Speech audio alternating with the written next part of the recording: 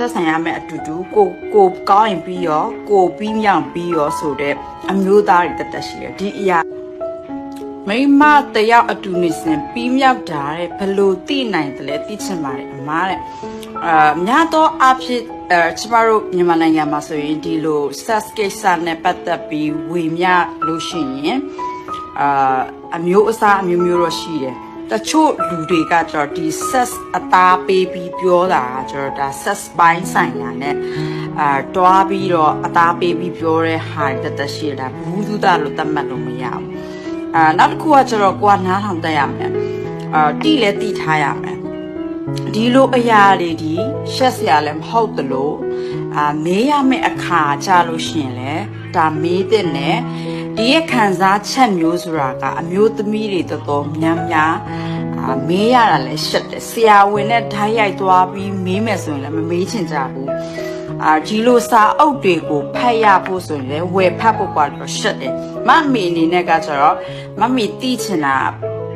ဒီ sex ကိစ္စနဲ့ပတ်သက်တော့မေးချမ်းမာရေးကိစ္စနဲ့ပတ်သက်ပြီး sex ကိစ္စနဲ့ပတ်သက်တဲ့ချမ်းမာရေးအမျိုးမျိုးရှိတယ်အဲ့ဒီစာအုပ်တွေကိုဆိုဝယ်ရမှာလည်းမရှက်တယ်လို့ဖတ်ရမှာလည်းမရှက်ဘူးသိထားတာကဘယ်အရာမဆိုရင်ကောင်းတယ်မမေဒီအကြောင်းအရာနဲ့ပတ်သက်ပြီးဒီအခုဒီအကောင့်မှာပြောလာတာမဟုတ်ဘူးဟိုးအရင်ကတည်းကဒီအိမ်ထောင်ရေးကိစ္စနဲ့တော့၎င်းဒီစိတ်ပိုင်းဆိုင်ရာကိစ္စနဲ့တော့၎င်းဒီ sex ကိစ္စနဲ့တော့၎င်းအရန်ကျွမ်းကျင်ပြီးတည်တတ်နားလေတဲ့စေပညာရှင်မဟုတ်ပေမဲ့လည်းစာအုပ်တွေနဲ့အတူ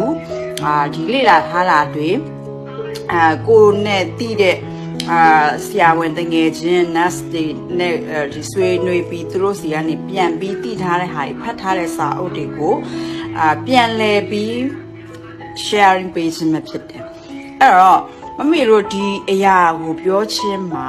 မိမတော်တော်များများကဒီအရာတွေကိုခံစားရပြီဆိုခံစားချက်ကကောင်းမနေဘူးကိုရိုင်းကအမျိုးသားနဲ့နေတဲ့အခါမှာပြီးမြောက်လားကိုရိုင်းကပြီးမြောက်လားမပြီးမြောက်လားဆိုကိုမတိဘူးဆိုရင်ဒါကမကောင်းနေဘူးတတိထားမယ်အချက်လည်းဖြစ်တယ်ကိုရိုင်းပြီးမြောက်တဲ့ဆန္ဒလည်းဖြစ်ရမယ်ပြီးမြောက်တာကိုလည်းတိကိုတိနေရမယ်ဒါတွေမသိဘူးဆိုအများသောအဖြစ်ကစိတ်ပစ္စည်းမှုများတဲ့အမျိုးသမီးတွေရဲ့အများသောအဖြစ်ကိုယ့်ရဲ့ပါဒနာကိုစိတ်ကျေနပ်အောင်လှုပ်ဆောင်မှုမပေးဘူးသူ့ကိုတူပြီးရောပေါ့နော်တချို့မျိုးသားတွေကရှိတယ်ဒီလိန်ဆက်ဆံတဲ့အခါမှာဒီကိုပါဒနာနဲ့ဆက်ဆံတဲ့အခါမှာကိုယ့်ရဲ့ဆန္ဒကိုပဲရှေ့တန်းတင်နေကိုယ့်ရဲ့ပါဒနာကိုတွဲခေါ်ရမှတူကိုယ့်ရဲ့ပါဒနာကောင်းဖို့ဒီဆက်ဆံရမယ့်အတူတူကိုကောင်းရင်ပြီးရောကိုပြီးမြောက်ပြီးရောဆိုတဲ့အမျိုးသားတွေတက်ရှိတယ်ဒီအရာတွေလုံးဝမလုပ်တတ်ဘူးပြီးမြောက်လို့ရှိရင်နှစ်ယောက်စလုံးပြီးမြောက်တာကကောင်းတော့ပြီးမြောက်ခြင်းအဲ့ဒါဆိုရင်ဒီလိုအမြဲတမ်းဆက်ဆံတဲ့အခါမှာအတူတူပြီးမြောက်တာတိအမြဲတမ်းလှုပ်ဆောင်သွားမယ်ဆိုရင်နှစ်ဦးစလုံးကဒီပြီးမြောက်ခြင်းရဲ့အရာတာကိုတိတယ်ဒီလိုအမျိုးသမီးတွေရှိခဲ့လို့ရှင်ဒါကပြီးမြောက်ခြင်းကိုဘာကြောင့်မသိလဲပြီးမြောက်ခြင်းရဲ့ခံစားမှုကဘာလဲပြီးလို့ပြီးသွားမှလည်းမသိပြီးတယ်ဆိုတာဘယ်လိုခေါ်လဲဆိုတာကဒီအရာတွေကအများသောအဖြစ်စမ်းမရေးရှိတဲ့သူတွေလည်းဒီခံစားမှုမျိုးကိုကြုံရတတ်တယ်အပိုင်းနဲ့ဆက်တယ်ကိုယ့်ရဲ့ဆန္ဒကိုမမေးဘဲနဲ့သူအရင်ပြီးစောပြီးမြောက်တာခဏပဲသူအရင်စောပြီးမြောက်လိုက်တဲ့အခါမျိုးကြလို့ရှင်လေဒါခဏကြုံရတဲ့အမျိုးသမီးတွေဆိုရင်ကြာလိုက်ဒီအရာတွေကိုတာဝန်ဘုဒ္ဓရအနေနဲ့ပဲဒီအမျိုးသားနဲ့ဆက်ဆံလိုက်တယ်ဒီအရာအဲ့တော့ပါဒနာနဲ့အတူဆက်ဆံတဲ့အခါမှာအမျိုးသမီးတော်တော်များများကလှုပ်ဆောင်မှုကပြီးမြောက်သွားတယ်ခံစားချက်ကပြီးမြောက်သွားလားမပြီးမြောက်သွားလားမသိလိုက်ဘူးဒီအရာတွေကိုခံစားရပြီဆိုရင်မိမိရဲ့တအိမ်နဲ့ပတ်သက်ပြီးစေခံပြတဲ့နဲ့တချို့ကကျတော့တအိမ်နဲ့ပတ်သက်တဲ့ဒီယောဂါတွေရှိခဲ့လို့ရှိရင်ဒီခံစားချက်မျိုးလှုပ်ဆောင်တတ်တယ်ပေါ့နော်အမျိုးသားတာကကိုယ်နဲ့ဆက်ဆံတဲ့ပါဒနာကိုယ့်ရဲ့အမျိုးသားကိုယ့်ရဲ့အိမ်တော်ဘက်ကပြီးသွားတယ်ကိုကပြီးလားမပြီးလားမသိလိုက်ဘူးဆိုတော့အမျိုးသမီးတွေဒီတအိမ်နဲ့ပတ်သက်တဲ့ကျမ်းမာရေးတစ်ခုရှိရတယ်လဲဆိုင်တယ်နောက်တစ်ခုကပါလဲဆိုတော့တချို့အမျိုးသားတွေကကိုယ့်ရဲ့ပါဒနာကိုကောင်းအောင်မလုပ်ပေးခဲ့လို့ရှိရင်လည်းဒီပြီးမြောက်ခြင်းကို မခံစားတတ်တော့ဘူးဒီအမျိုးသမီးတွေကကြာလာတဲ့အခါကျတော့တချို့အမျိုးသားတွေကရှိတယ်ကိုနဲ့စပြီးချစ်တဲ့အခါကိုနဲ့စပြီးတွေ့တဲ့အခါကိုနဲ့စချင်းဒီပထမဦးဆုံးဒီအရာကိုလှုပ်ဆောင်တဲ့အခါလို့ဆိုရင်သူတို့တွေကရင်ခုန်စရာကောင်းတဲ့အရာမျိုးနဲ့စပြီးရင်ခုန်စရာကောင်းတဲ့ဒီအမျိုးသမီးကြိုက်အောင်လုပ်ပေးတဲ့ဒီအမျိုးသမီးစိတ်ခံစားမှုကောင်းအောင်ဒါစချင်းမှသာလှုပ်ဆောင်ကြတယ်အိမ်နောက်တက်ကြလာပြီဆိုရင်ဒီလှုပ်ဆောင်မှုမျိုးကိုသူတို့ကလှုပ်ဆောင်ဖို့ကပြင်းတဲ့ဒီအရာတွေကလုံးဝဖြစ်တယ်ဘူးအမြဲတမ်းဒီခံစားချက်ဒီလေနဲ့ပတ်သက်ပြီးတော့ဒီခံစားချက်မှုမျိုးဖောက်ပြန်မှုမျိုးဆိုတာကမရှိသွားရလေအောင်အိမ်အောင်တစ်ခုမှဆိုဒီ sex ပိုင်းကလည်းအရေးအဓိကပါပါတယ်အဲ့တော့ကိုယ့်ရဲ့အိမ်အောင်ဘက်ကိုယ့်ရဲ့ပါဒနာကောင်းဖို့ဆိုတာလေကို့မှာအများကြီးတာဝန်ရှိတယ်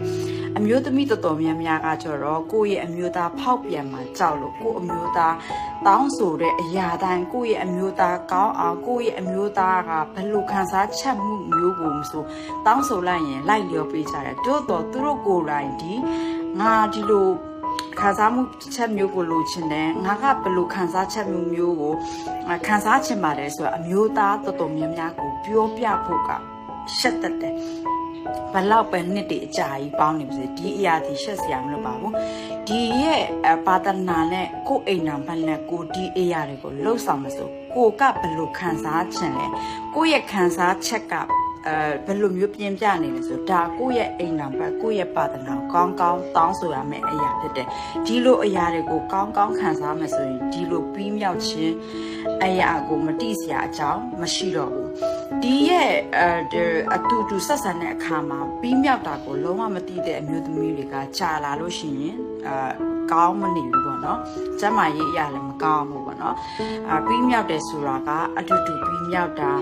နောက်တချို့အမျိုးသားတွေကဒီလိုအမျိုးသမီးတွေကရှိပြီဆိုရင်ဒီကိုအမျိုးသားသူကိုရဲ့ဆန္ဒကိုမမေးဘဲနဲ့သူအရင်ပြီးစောပြီးမြောက်တဲ့ခဏပဲသူအရင်စောပြီးမြောက်လိုက်တဲ့အခါမျိုးကြလို့ရှင်တယ်ဒါခဏကြုံရတဲ့အမျိုးသမီးတွေဆိုရင်ကြာလိုက်ဒီအရာတွေကိုတာဝန်ဘုဒ္ဓရအနေနဲ့ပဲဒီအမျိုးသားနဲ့ဆက်ဆံလိုက်တယ်ဒီအရာတွေကိုခံစားချက်မှုမျိုးတွေရှိမနေဘူးဒီအမျိုးသားနဲ့ပဲဒီဟာနေရမယ်ဆိုတဲ့အသွေးမျိုးနဲ့ပဲနေလိုက်တဲ့ဟာမျိုးတွေဆိုရင်ဒီခံစားချက်မျိုးဆိုတာကြာလာရင်မကောင်းဘူးပေါ့နော်အဲ့ဟာတွေကတိထားမှာပေါ့နော်ပြီးမြောက်ချင်းရတာတွေကိုတိစေခြင်းဒီအရာတွေကိုလှုပ်ဆောင်တဲ့အဲ့တော့နောက်တစ်ခုပါပြောချင်လဲဆိုမမေတို့အမျိုးသမီးတော်တော်များများကကိုယ့်ရဲ့ပါဒနာနဲ့ဆက်ဆံတဲ့အခါမှာတာဝန်ဝတ္တရားအရာဆက်ဆံတဲ့အမျိုးသမီးတော်တော်များများရှိတယ်အိမ်အောင်တက်ကြလာပြီဆိုရင်ကလေးကတစ်ဖက်နဲ့ဒီလိုအရာမျိုးတွေကိုဆက်ဆံတဲ့အခါမျိုးကြလို့ရှင်ဒီအရာတွေမလှုပ်ဆောင်သင့်ဘူးပေါ့နော်ကိုယ့်ရဲ့အသွေးတွေကိုကိုယ့်ရဲ့အာယုံတွေကိုဒီရဲ့ပါဒနာရဲ့အဲမှာပဲဒီအတူနေစင်တဲ့အတူဆက်ဆံတဲ့အခါမျိုးမှာဆိုရင်ဒီထဲမှာပဲအာယုံစူးစိုက်စေချင်တယ်တချို့အမျိုးသမီးတွေကကြော pressure အများများတဲ့အမျိုးသမီးတွေရှိတယ်ဒီလိုအတူပါဒနာကိုနေပေးလိုက်တဲ့စိတ်တွေကကျတော့